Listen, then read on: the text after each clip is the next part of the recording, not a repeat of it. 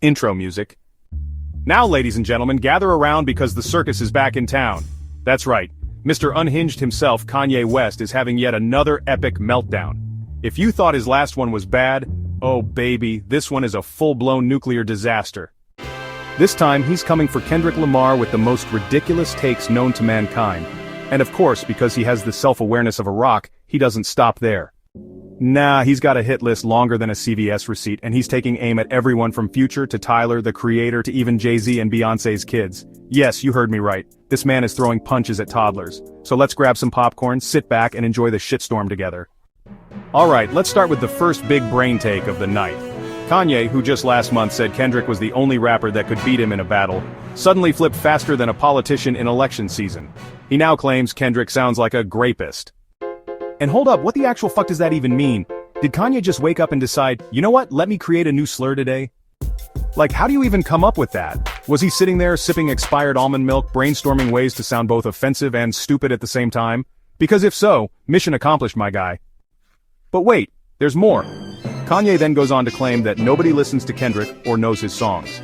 And at this point, I'm convinced Kanye is just doing a social experiment to see how much nonsense he can spew before someone finally takes his phone away. Then he calls Kendrick an industry puppet who was used to take down Drake.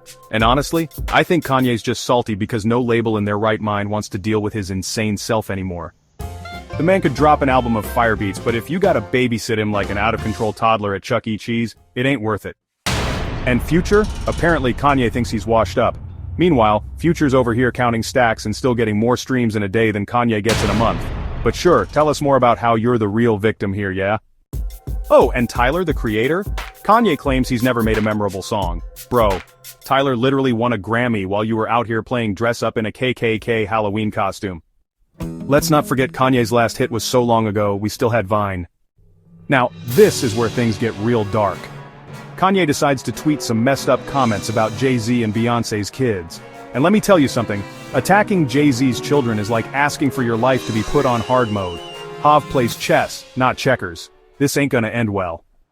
Even Playboi Carti had to step in and say, yeah, shut the fuck up. And when the guy whose lyrics are 80% ad-libs and what thinks you sound dumb, that's when you know you've lost the plot. And speaking of people fed up with Ye's bullshit, Iggy Azalea had to come out and beg him to leave her child out of his nonsense. Imagine being so chaotic that even Iggy Azalea has to play the role of the mature adult in the room. Like, my guy, reevaluate your life.